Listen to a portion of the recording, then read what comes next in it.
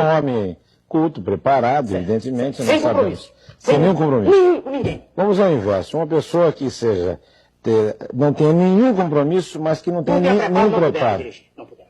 Perdoe, não creio. Sem preparo. Aí vem a história da assessoria. Mas a pessoa se tornará, perdoe-me dizer isso, até certo ponto um títere. Quem vai ser o ministro da Fazenda? Tem uma pessoa que, graças a Deus, tem me colaborado comigo, está sendo meu conselheiro, o senhor Paulo Guedes. Eu às vezes até pergunto, meu Deus, o que ele viu em mim? Se um indivíduo, veja o senhor, não sabe o que se passa no ar, o senhor sabe por que eu estou estudando economia política há 6 meses? Senão eu não sabia o que se passava. Iam virar para mim e dizer assim, não, o choque heterodoxo é besteira. Uns tantos dizer, não é não. Não é não. Eu estou estudando. Não é não. Eu leio as opiniões dos monetaristas, dos estruturalistas. O senhor está falando de economia, o Marcelo Filho quer saber qual é a sua opinião sobre o tripé macroeconômico. Olha só, quem vai falar de economia por mim é a minha equipe econômica. O senhor é doutor no assunto? Não mesmo. Mas não sou burro. A diferença é essa. Se o pessoal exige de mim a questão de entendimento em economia, então teria que exigir entendimento em medicina. Eu vou indicar o ministro da Saúde. Você pode ver, dos 5 presidentes militares, qual deles eram formados em economia? Nenhum. E trouxeram o Brasil da 49ª para a 8ª economia no mundo. Oi? Não, eles deixaram o Brasil com muita inflação, fizeram a dívida externa do tamanho que ficou. Não, a dívida externa foi de... Agora, mesmo com a dívida externa que era grande para aquela época... Tinha inflação, no governo militar não, tinha inflação. Teve no final, teve inflação grande no governo Figueiredo. Tá? Então nós não podemos ter um indivíduo despreparado de jeito nenhum. Eu não aceito que uma pessoa sem preparo possa ser presidente da República.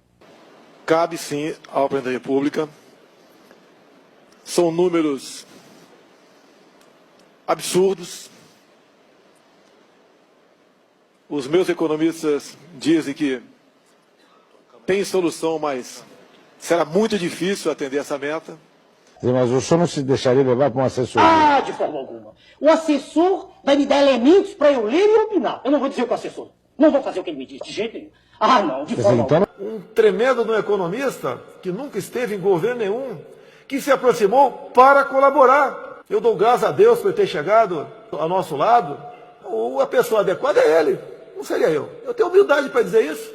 E tenho falado para ele e para outros. Eu tenho que confiar 100% em vocês. Ah, de forma alguma. E propostas. Redução do tamanho do Estado. Privatizações. Dizem que isso é modernismo, que vamos ingressar no primeiro mundo, que o Estado deve ser o menor possível e que tudo que é estatal deve ser privatizado. A Petrobras vai ser vendida. O diagnóstico, por mim, todas. É muito interessante isso, porque o Bolsonaro era associado ao seguinte, não será vendida nenhuma. Ele é uma posição estatizante, etc, etc. Bom, agora vai ter uma resultante interessante, que para mim são todas. Então, se não tem nenhuma e tem todas, deve ter algo aí no meio. E a gente conversa com muita franqueza sobre isso, com uma brutal franqueza sobre isso.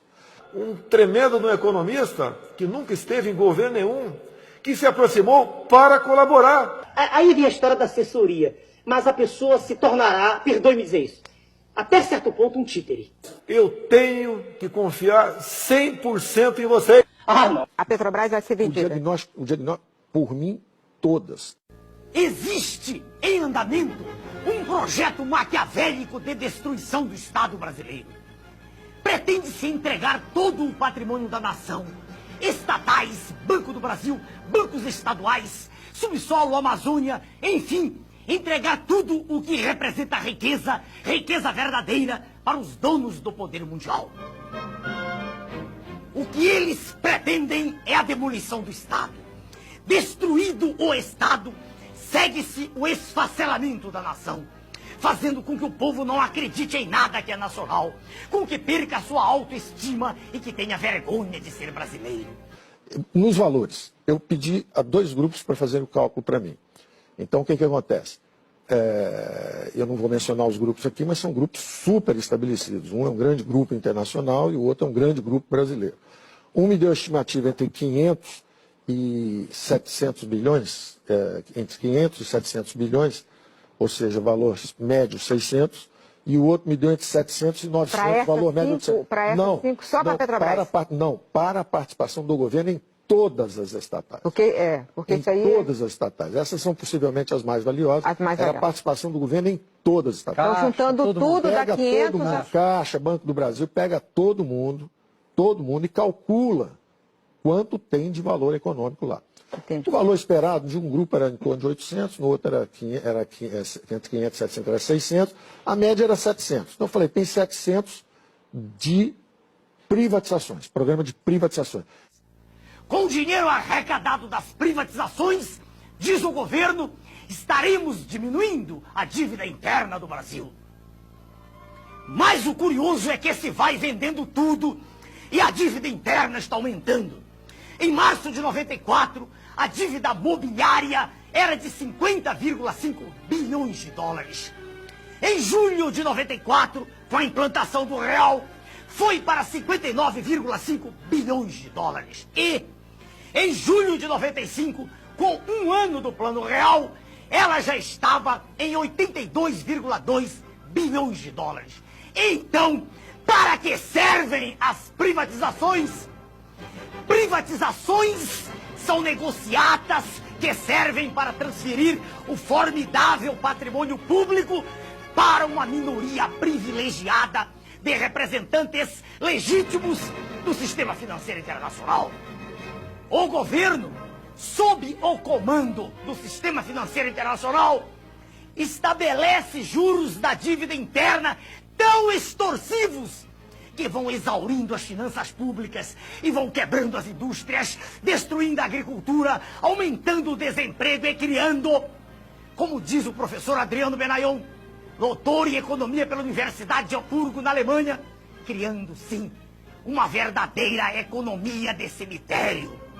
Mas a nação é o povo, com o seu território, com a sua história, os seus costumes e com a sua língua. Eles querem destruir nossa nação. Com a desculpa de modernidade, de entrar no primeiro mundo, o que estão fazendo é destruir a indústria nacional. Esta é a verdade sobre o projeto neoliberal, que a imprensa podre não mostra.